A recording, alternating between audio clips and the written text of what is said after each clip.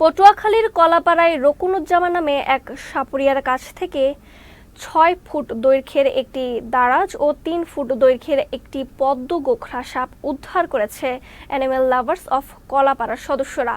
সোমবার রাতে পৌর শহরের বাসস্ট্যান্ড এলাকা থেকে বন বিভাগের সহায়তায় সাপ দুটি উদ্ধার করা হয়। এ সময় অ্যানিমেল লাভার্স অফ কলাপাড়ার টিম লিডার রাকায়েত আহসান, সদস্য মাসুদ হাসান, কলাপাড়ার বন বিভাগের বনকর্মী রামপ্রসাদ বিশ্বাস ও সিরাজুল ইসলাম উপস্থিত ছিলেন। সাপ দুটিকে বর্তমানে প্রাথমিক চিকিৎসা দিচ্ছেন সংগঠনটির সদস্যরা। পরে সাপুরিয়া আর সাপ ধরবে না মর্মে মুচলেকা দিলে তাকে ছেড়ে দেয়া হয়। অ্যানিমেল লাভার্স অফ কলাপাড়ার টিম লিডার রাকায়েত আহসান জানান, দুটি সাপের মধ্যে দারাজ সাপটি নির্বিষ। এটি কৃষকদের ব্যাপক উপকারে আসে।